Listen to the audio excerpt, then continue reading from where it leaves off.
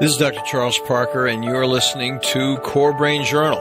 It's the place where I connect both fresh discoveries and interesting different perspectives from advanced mind science with the realities of real people and everyday life down on Main Street. Well, welcome aboard, folks. Dr. Charles Parker here one more time, and we have a very, very engaging guest who is going to bring a completely different dimension. It's one that I've kind of been talking about for a long period of time in the background. And Dr. Judy Tsafrir from Boston, an MD at Harvard, is going to tell us about the problem of complexity in the evolution of neuroscience and the problem with the duality that exists between traditional thinking, functional medicine thinking, and the larger perspective of Eastern thinking.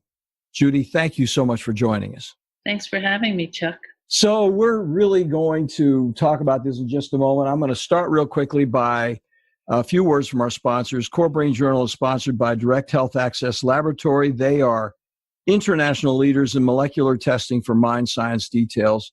With over 3 million studies, they provide deep experience with the usefulness of measuring, for example, methylation, cryptopyrrole, and copper challenges.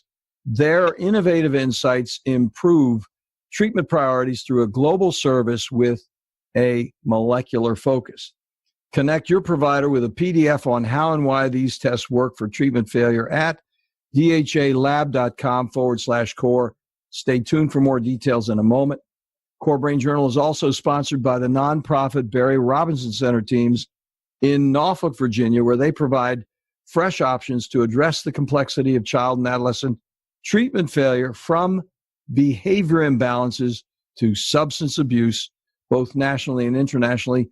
Most interesting is their innovative deep focus on data-driven biomedical advances that measure specifics on what to do with treatment failures, even after multiple hospitalizations or extensive outpatient work. It's a residential care center. Review their innovative programs at barryrobinson.org/core with a BARRY Robinson.org/core.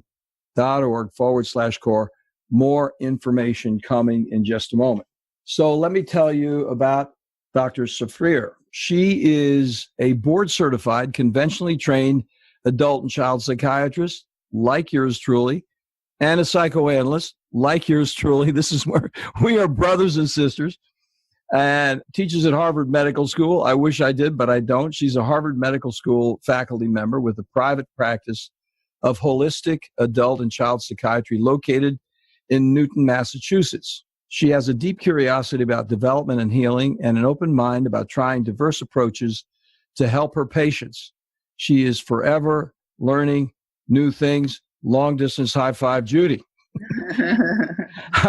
She is familiar with working within a traditional medical and psychiatric paradigm, but is now much more drawn to the functional medicine model as well. By this, she means she addresses the root causes of illness rather than simply suppressing symptoms with pharmaceuticals. She's also skilled in the use of energetic and spiritual methodologies. She's trained in a variety of energetic approaches, including Kundalini Yoga, Reiki, astrology, tarot, and shamanism. And she includes all those modalities when there is an interest or necessity in the treatment paradigm. So she works with many of her patients for the necessary changes to optimize all of their health, which eventually allows them to wean off of psychiatric medications or at least reduce the dosages. So this isn't always possible, but with these different approaches, she helps along that line. She chose a bridge as a symbol for her practice. She's drawn to the consideration and inclusion of disparate, contrasting elements in her understanding of people and situations. Let's talk to Judy, folks. This is going to be so interesting. So how did you get on that very interesting path, one that I'm happy to walk with you on this afternoon? How did you get over there? Well, I think that's probably a very long and complex answer, but I think at the heart of it was that the family that I grew up in was very ill medically and psychiatrically, and no one really understood what was going on and how to help. And in addition, there was a lot of ancestral trauma in my family, and so it sensitized me and made me aware of the need to try and find answers that are outside the box and to include a lot of different perspectives. Well, that's interesting because even when we were talking offline for just a moment, you were talking about ancestral. So you are looking at history very carefully, and then you look at every single other paradigm that might actually be constructive in the resolution of conflict. Well, I wouldn't say every single, but she's humble, folks. She's humble. She's going to try. Yeah. Try to think about what needs to be included and considered. Yeah, I'm in the same way. I mean, that was an overstatement. Yes, you're very, very correct. What you're saying is I'm going to do everything I possibly can to really get down to the bottom line. Right, and to keep learning, because I feel as though what I know is absolutely incomplete, and that there's always new things and other things that need to be added to the consideration. Well, folks, Judy and I met a while ago at Walsh Conference, Dr. William Walsh. We've interviewed him 4 times here. So I know she understands the Walsh Protocols, and he does offer an interesting dimension. I wonder, you use the Walsh Protocols yourself on a regular basis? All the time, almost with every patient, unless they're just coming to me for psychotherapy and they're not interested in trying to explore if there's some kind of biochemical basis symptoms that we could diagnose, but I always use it with almost everybody. What would you say would be, in terms of the Walsh Protocols, and folks, you can find all of them at corebrainjournal.com/115. Dr. Walsh is the most downloaded recording that we have in all of our recordings so far with individuals who we talk to. But what would you say, Judy, from your perspective as a professional who has a wide variety of experience, what was one of the main issues that you have appreciated so much from Dr. Walsh and his intervention strategies? I think all of it, really. It's so helpful to figure out what's going on with a person in terms of their methylation status. It's so helpful for some people to figure out that they have elevated copper. It's amazing. It is amazing. It's just amazing because you can actually sit down and look at the data and tell them what's going on with them. I mean, even if they haven't told you. I mean, I feel like I'm getting increasingly good at guessing before I see the labs, but sometimes it's not entirely clear. They have symptoms that are consistent with several different imbalances, and sometimes they have more than one, frequently actually. I don't always know ahead of time, but I sometimes can guess. Yeah, well, I guess really from what happens when I get the data, then I can tell them other symptoms they haven't told me. Yeah. And that brings a little bit of validity to the whole situation. They're like, oh, yes, this is meaningful material, and it does so. But it's very, very interesting to pull it together and then to see what happens with them when they actually start trying some of these other intervention strategies out. Right. But I would have to say that I don't think that using Dr. Walsh's protocols alone will help the majority of people, that there's also a need to figure out what's going on with them in terms of their diet and food sensitivities and intolerances, what's going on with their gut health. Absolutely. Do they have some kind of infection, some kind of dysbiosis that needs to be treated? So, I mean, it's one very important piece of the puzzle, but only one piece. So true. My favorite question is, how many times a day do you go number 2? It's too easy. And they're like, why are you asking me that? I mean, because it's so relevant. Exactly. And then I pull out the Mayo Clinic protocol for the transit time. And I haven't talked to you about this, but we have them eat a can of corn and look at their watch and see how long it takes to pass. And it's the Mayo Clinic has got the transit time down to 12 to 24 hours.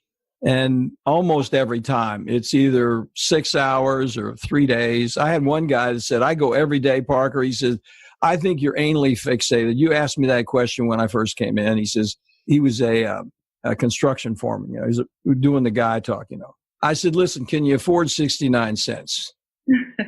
Can you just eat a can of corn? So he ate the can of corn. He came back in about 2 weeks. He said, Parker, I hate to tell you were right. I said, well, how right was I? He said, well, I had that can of corn Friday night. It did not come through for 10 days. And I had a bowel movement every single day. I said, well, that's why the medications were bouncing off of your liver like a bulletproof liver. Then the medicines wasn't working. The supplements don't work. Nothing works. And so anyway, I'm talking to you, but I thought you'd get a kick out of it because we're so much on the same path with that, Judy. I completely agree with you. Although I have to say, I would never suggest a can of corn because that's one of the top allergens. Yeah. I'll stand corrected on that. These are people, they're innocent. And I have people that can't do the corn, you're quite right. But I just do it because you can see it. That's right. Well, it is a good visual. Yeah, it's a visual, yeah. So you're into some very interesting things that I really don't know much about at all. I mean, I've noticed because you contribute on the listserv about different observations, and you've really added some fantastically interesting observations. I don't have one right in the middle of my mind right now, but I know that you do a lot of work with women with estrogen dominance and their hormones as well. Is that correct? Not really. I am very tuned into the relationship between hormonal problems and copper toxicity. Yeah. But I haven't really done a lot with hormone treatments or anything like that. Oh, yeah. I guess I just remember you commenting on it so quickly and so effectively. And that's kind of where I am with it is the copper and its relationship to estrogen. Right. So you then refer them out to compounding pharmacist, not a compounding, a OBGYN person, or what do you do with those people when they come up and they actually do have estrogen dominance and you're correcting the copper, of course? Well, I haven't really done that much with referring people for hormonal treatment. It seems like focusing on the nutrients protocols with the work of Dr. Walsh and getting their diet in line and correcting their gut dysbiosis and their stress. I mean, stress is just so enormously relevant to helping a person feel better. And it sounds like it's a no-brainer, but it really is at the heart of so much. Like, that seems to be very helpful without referring them to an endocrinologist. So how do you manage that in Newton, Massachusetts? Stress? Yeah. I'll talk with people about, just the usual things like meditation, yoga, with ideas about like increasing their vagal tone. Like, the vagus nerve is the parasympathetic system, and you need to strengthen that because a lot of people are in constant fight or flight. So I'll talk with people about something that's called aggressive gargling. I don't know if you've ever heard of that. No, tell us about that, please. But these are all techniques to stimulate the vagus nerve, which then causes a relaxation response. So you can do it without water, but then it's kind of is irritating to the throat. So if you just make like a gargling noise with like a teaspoon of water, a tablespoon of water, but kind of in a loud way, and do that for like 10 seconds and then spit out the water and do it like 5 times and do that 3 times a day, that really stimulates the vagus nerve, as does like putting like the gag reflex. Like, so if you just are sitting there and you put your pencil on your tongue and make like a gag, that stimulates the vagus nerve. Also singing, and singing loudly, not just a little bit of singing, stimulates the vagus nerve.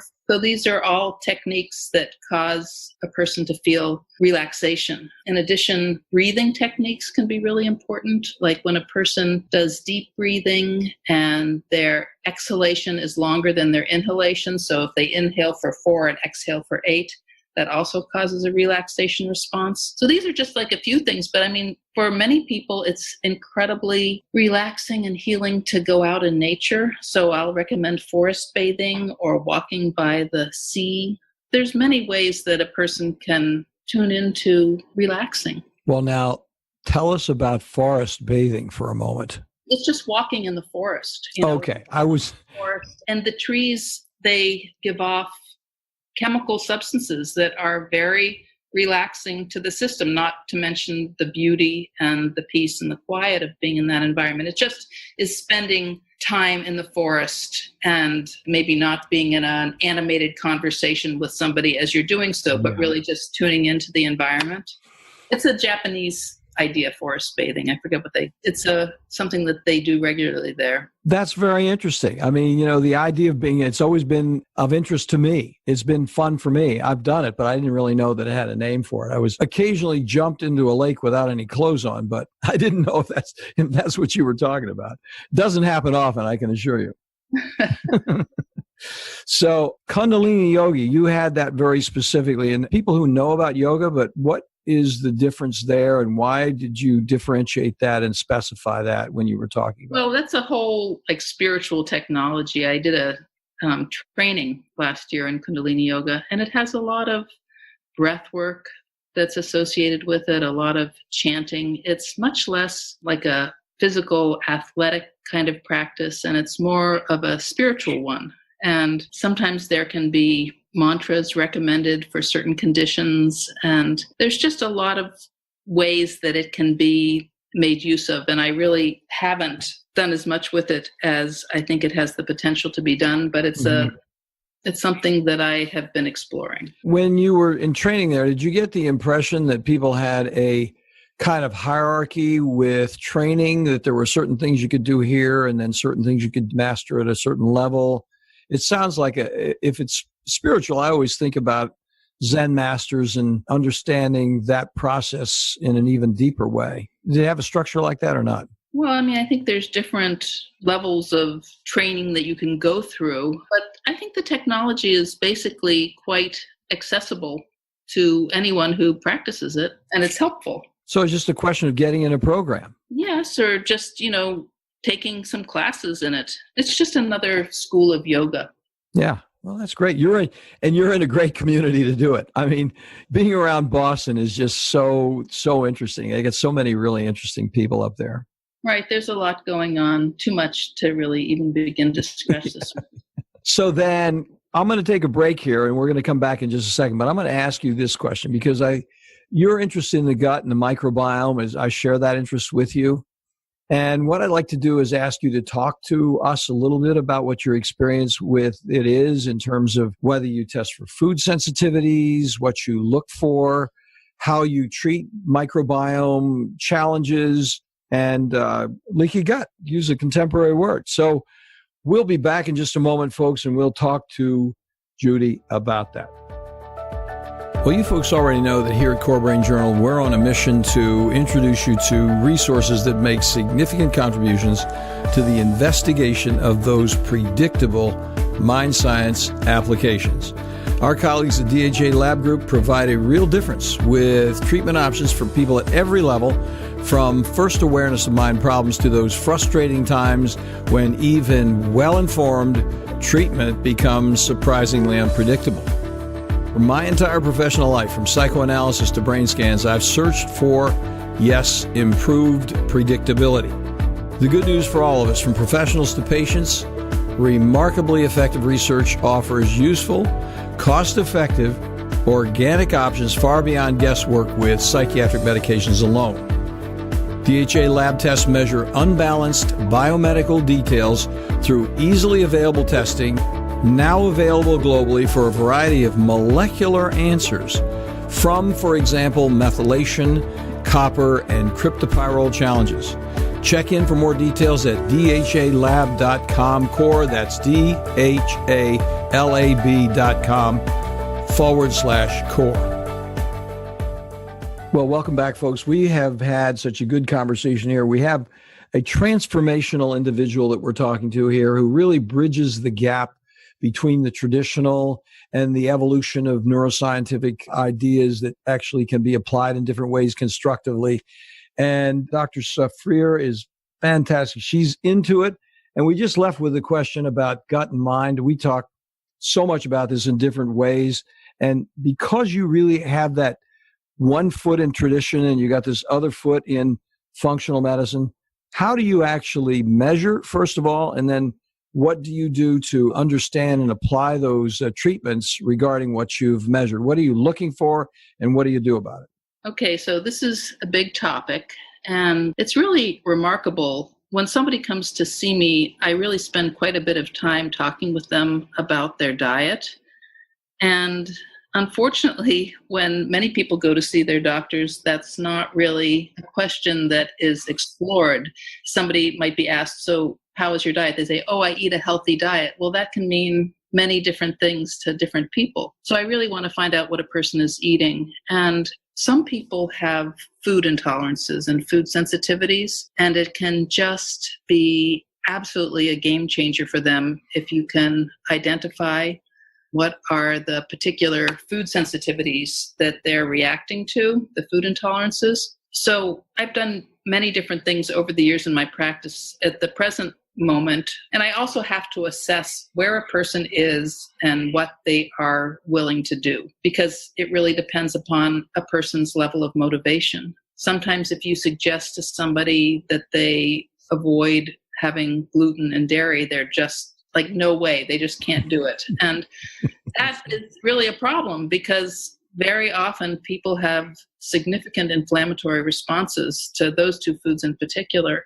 So it's kind of like a bottom line with me to begin with, that gluten, dairy, and sugar are out if you're having psychiatric symptoms. But for many people, that is not sufficient. As I mentioned earlier in the conversation about the corn. Yeah. Cross-reactivity with corn and gluten. So there's something that's called, I don't know, you may be familiar with the paleo diet. Yes. Well, the paleo diet is a diet that, well, it's a paleo diet and lifestyle where the idea is that our diets today are so different than our Paleolithic ancestors who were hunter-gatherers, and that our genome is really not adapted to eat Neolithic foods, which are like grains and legumes and things that are grown through agriculture. But for people who are having psychiatric symptoms, very often the paleo diet. So the paleo diet avoids grains, avoids legumes, and avoids all processed foods and additives. But I recommend for people who are willing and motivated the paleo autoimmune protocol. And that is essentially an elimination diet where a person avoids all of the top allergens. And that those are foods that for a person who doesn't have problems could be healthy foods like eggs. But if a person has an intolerance to eggs, that can really cause tremendous anxiety symptoms or insomnia. So the paleo autoimmune protocol leaves out eggs, leaves out nuts and seeds, leaves out nightshades. So it's essentially an elimination diet where a person avoids those foods for 1 or 2 months and is tracking symptoms. So their symptoms may be headaches, their symptoms may be some kind of rashes, there may be GI symptoms, there may be psychiatric symptoms, sleep, and then introducing the foods systematically one by one and seeing if they have a response, and a response could be anything. So that is something that can be very, very helpful. Now, when you reintroduce, let me interrupt you for just a second, because I don't usually do an elimination, and I'm learning from you while you're talking to me about this. How do you actually work that out with an individual? Do you have them, when they come back, do they do the foods that were questionable for a week, for example, and just use that food? How do you actually reintroduce the food to and assess it? Well, you have to do it very systematically, or otherwise you're going to be completely confused about, and all of your hard work will be sort of out the window. Mm-hmm. So let's say you want to reintroduce eggs. So you eat a few bites of eggs and wait a little while, eat another few bites, wait a little while, and then have like a regular portion, and maybe have another regular portion later in the day, and then just observe for at least 3 or 4 days. There can be delayed responses, and it can be very hard to sort out if you're not really being systematic and scrupulous about it. See, the reason I ask you that question is because in terms of being scrupulous, I'm kind of obsessional, if you will. I kind of don't want to call myself that, but I want to get the testing on the front end with IgG testing, and I get that IgG testing. Then I feel like I have something to actually present to the person. Right. And they're much more likely. You're nodding your head. What do you think about that? I'm shaking my head. Yeah. Because yeah, right. Clarification. It's my impression, and I obviously can be wrong about this, that those tests are very expensive and very often yield false positives and false negatives. And I believe that the gold standard is to do an elimination diet and to test on yourself. Did you eat this food and now are you having trouble sleeping? Did you eat this food and you now have brain fog? Did you eat this food and suddenly you feel irritable and anxious? That to me is really the gold standard for you. Yeah. So another test that I do now, just like I do this testing that I learned from Dr. Walsh with almost everybody, for most of my patients, I do the organic acids test. Mm-hmm. from Great Plains Lab. Yes. That gives me a lot of important information about gut dysbiosis. Does a person have fungal overgrowth or candida? Do they have Clostridia? Some kind of gut dysbiosis. How are their mitochondria doing? Do they have elevated oxalates? It gives a lot of great information. So I'm doing that with most everybody. Depending upon what I find, if they have gut dysbiosis these days, I really like the herbal antimicrobial from Biobotanicals, and I use that with almost everybody. I find that I get really good results with that. They also have a new probiotic that I really like that is soil-based, and I just think that their products are really very well tolerated and very good. So that's another thing. Let's see. Biobotanicals, that's a good one to remember because I do the same thing. I'm in line with you very much. You know, we see the candida and Biobotanicals is a big one. And then going through how to take the candida out and actually restore the gut and the probiotic. And fermented foods can be very helpful for people who don't have histamine intolerance. Bone broth is a very nourishing food I talk a lot with people about cooking. You know, like cooking is really important.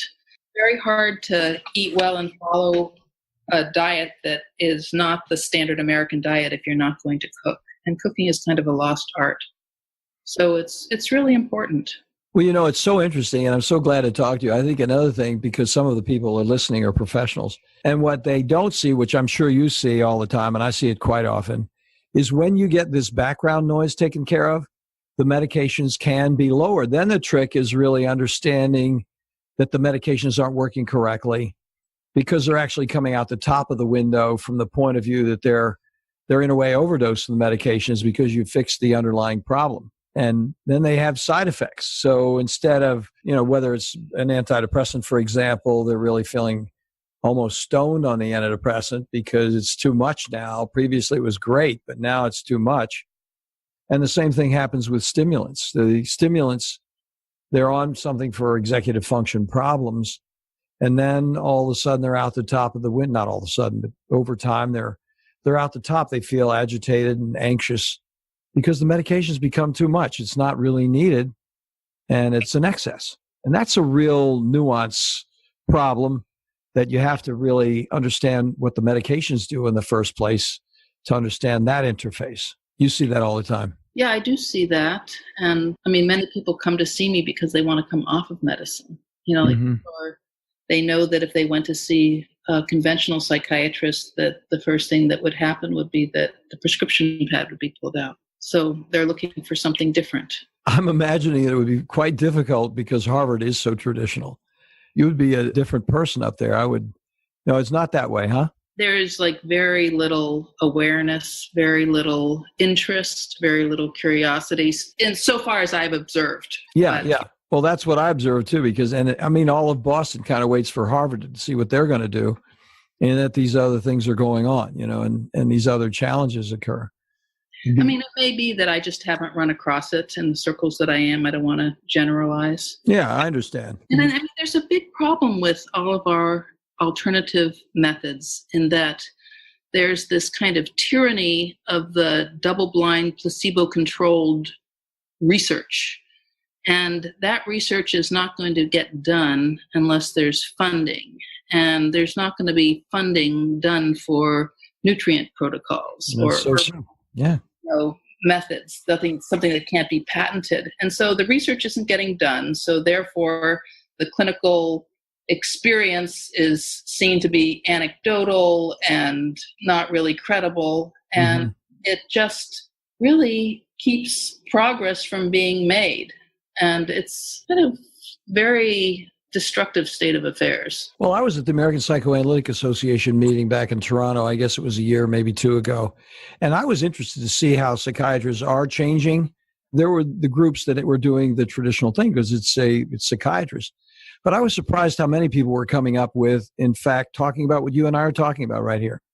Well, you said the psychoanalytic meetings or the psychiatric meetings? The psychiatric meeting, not the psychoanalytic meetings. That was a fun thing in the past. I don't go to those meetings anymore. I mean, they're interesting. They would be interesting, but I don't have time for them. I'm trying to figure out how the rest of the world works. And it's too confusing. Well, listen, I think we're going to wind up here. We want to make sure we keep you on your schedule. I really appreciate you coming by and sharing with us. I have a lot of admiration and respect for you. I think you do a lot of things very, very well. Sorry, you might not be able to be up there at the Walsh meeting in April, but that's okay. We'll see you again sometime. I know I follow you on the listserv. Well, thank you, Chuck, for having me on your program. I really appreciate it. So let's leave a note for where people can get a hold of you. So let's talk about that for a quick second, if we could. Okay, so it's my website is my name, and you probably will have it in your show notes. I will have it on the show notes for sure. JudyTsafrirMD.com. And I have a blog, and I write about things that I care about. Folks, I want to tell you, you need to go over to her blog because it is exceedingly well written. She writes very, very well. You know how articulate she is. You've heard her commentary here. Her writing is really superb, and I strongly recommend that you go over and get on the blog and sign up for it because she's a really forward-thinking thought leader, in my opinion, in the transformations that are taking place in psychiatry today. You're so kind, Chuck. Thank you so much. And I also admire what you're doing, and your podcast is great that you're getting all of this information out there to people. It's fun. We work together very well. I look forward to having you back sometime, Judy. Thanks. So that's Dr. Judith Tsafrir. We get it right. Thank you so much for coming on board, girl. You have a great day. Thanks for listening to Core Brain Journal. We're working every day behind the scenes to bring you reports that connect research benches with those street trenches. Here we share the complexity of mind science because, as you know, details really do matter. One of the most pervasive, misunderstood challenges is how commonplace medications, like those written for ADHD, are used so regularly without clear guidelines. If you think you'd like more specifics, take a minute to download my 2-page PDF packed with video links and references on the absolute essentials of how to start ADHD medications. They're easily available at corebrainjournal.com/start. Thanks for listening. Do connect and stay tuned. Together we can make a difference.